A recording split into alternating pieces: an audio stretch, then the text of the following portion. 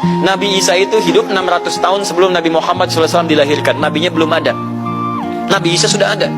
Tiba-tiba umatnya menduga Nabi terakhir itu Nabi Isa. Karena Nabi Isa punya sifat yang mirip di ramalan kitab yang mengatakan Nabi terakhir itu punya sifat baik dengan masyarakat lingkungan sosialnya. Dan Nabi Isa itu lembut luar biasa. Jangankan pada manusia, pada hewan pun itu lembutnya luar biasa. Jalan dengan muridnya. Di perjalanan kemudian ada aliran anak sungai melihat bangkai hewan.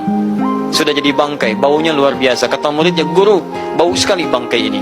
Kata Nabi Isa alaihi salam, Al-Masih, yang disebut oleh sementara orang dengan Yesus, itu Nabi bukan Tuhan. Nabi beliau mengatakan, kata Nabi Isa, perhatikan, begitu putih sekali dan bersih giginya.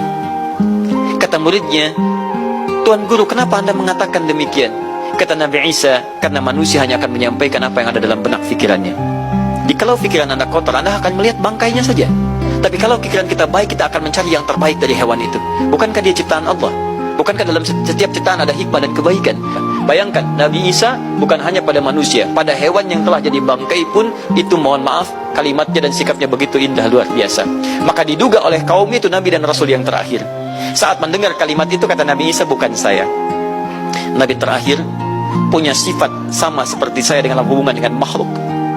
Jadi bukan cuma dengan manusia, dengan hewan jangan sakiti.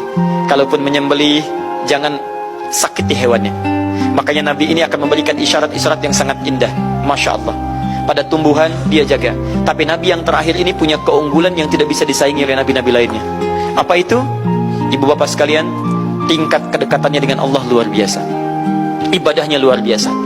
Tapi hubungan dengan Allahnya itu bukan Muhammad, tapi Ahmad. Makanya Nabi Isa mengatakan, wa mubasysyara bi rasulin ya'ti min ba'di ismuhu Ahmad. Saya kasih kabar gembira, Rasul terakhir bukan saya, tapi seseorang yang nilai ibadahnya lebih daripada saya. Jaminan surganya sudah ada, bahkan turun surah kepadanya, inna a'tainakal kautsar.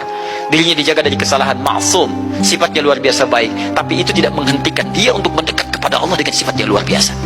Kata Sayyidah Aisyah di Al-Bukhari, nomor hadis 2010 sampai 2012, ya Rasulullah, alam takun ma'suban, alam takun malmunan, lima hakadha.